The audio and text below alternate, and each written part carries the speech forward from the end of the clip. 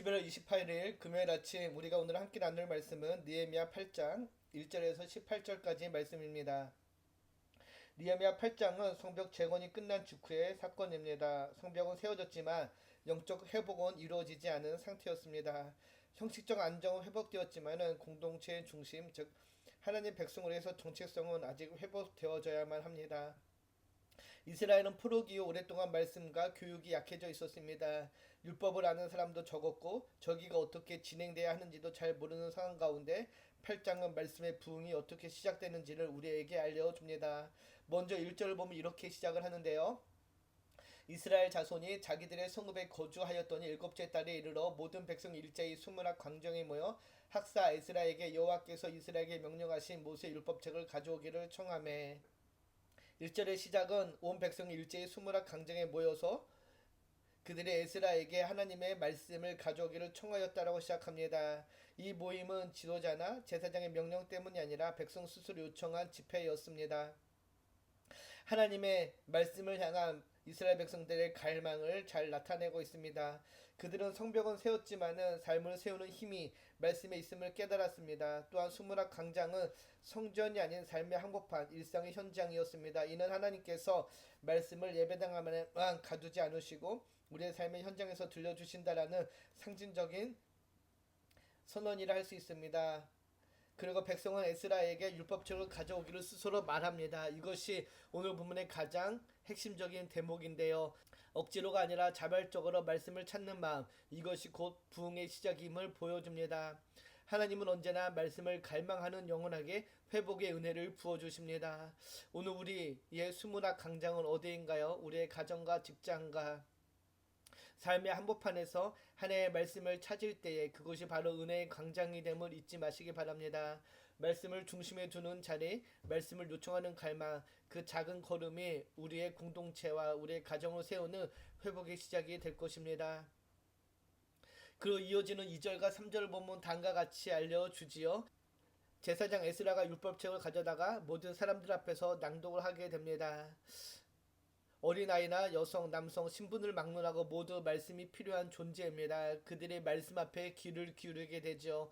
새벽부터 정오까지 들었다라는 기록은 단순히 오래 들었다는 의미가 아니라 말씀을 향한 전심을 보여줍니다. 억지로가 아니라 집중과 갈망이 담긴 경청의 모습입니다. 이런 하나님의 말씀의 갈급함으로 새벽부터 정오까지 집중하여서 하나님의 말씀에 귀를 기울입니다. 오늘 우리가 말씀을 듣는 태도는 어떠한가요? 형식적인 청취가 아니라 갈망의 청취, 습관이 아니라 갈증이 있는 청취가 되기를 바랍니다. 말씀을 향해 우리가 귀를 열 때 하나님은 우리의 영혼을 다시 깨우시고 삶의 방향을 회복시키시는 은혜를 부어 주실 것입니다.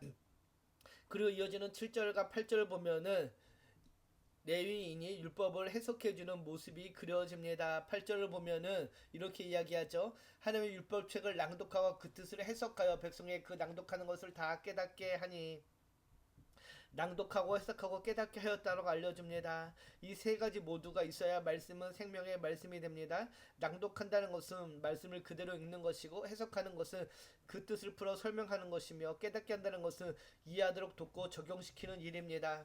단순히 읽기만 한다면 머리에 머물고 해석이 없이 들으면 난해하며 적용 없이 배우면 변화되지 않습니다. 하나님의 백성은 말씀을 이해하고 깨달아야 하고 결국 삶에 적용해야 됩니다.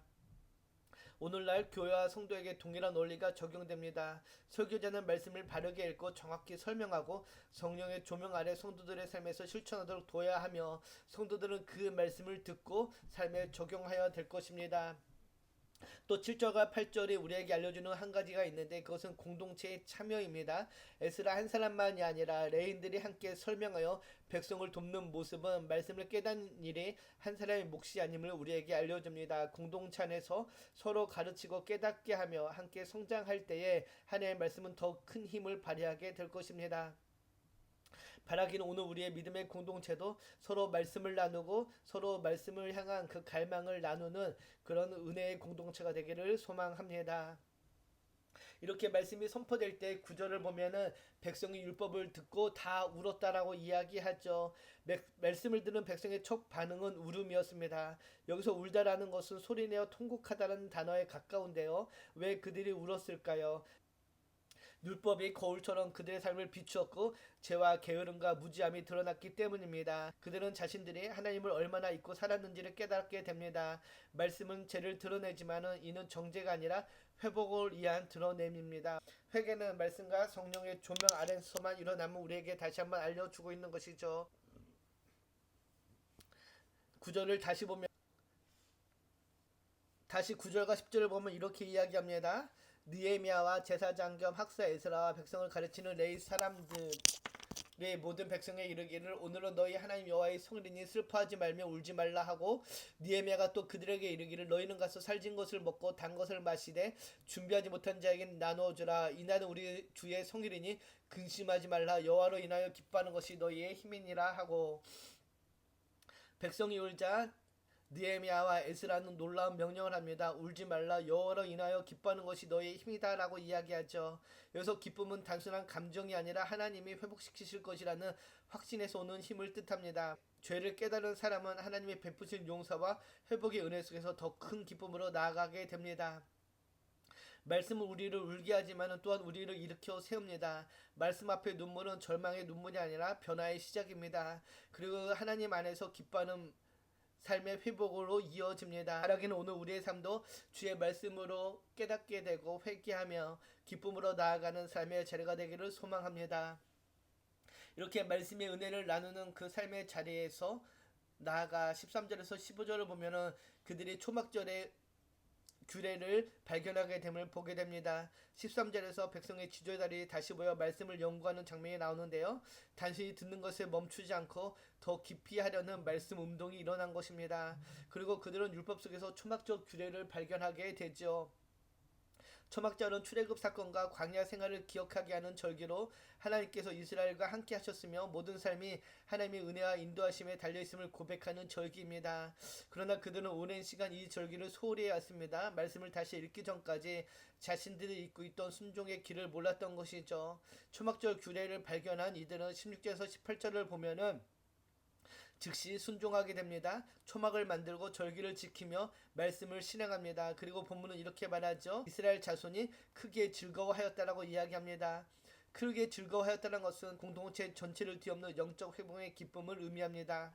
순종은 말씀이 온전히 자기의 삶을 받아들였다는 증거이며 하나님이 주시는 기쁨이 흘러 들어오는 통로가 됩니다. 말씀을 듣고 깨닫고 순종한 백성은 회복된 공동체에서 기쁨을 누리게 되는 것이죠. 이스라엘 백성은 말씀을 갈망하였고 그 말씀이 선포되어지자 그들 가운데 회복의 은혜가 넘쳐나게 됩니다. 오늘 우리의 삶에도 회복이 필요합니다. 말씀으로 인한 회복이 은혜가 있는 우리의 삶의 자리가 되기를 소망합니다. 오늘 이 아침 주의 말씀을 묵상하며 우리의 삶에서 회복이 필요한 자리가 어디인지를 생각해보는 모두가 되기를 주님의 이름으로 축복합니다.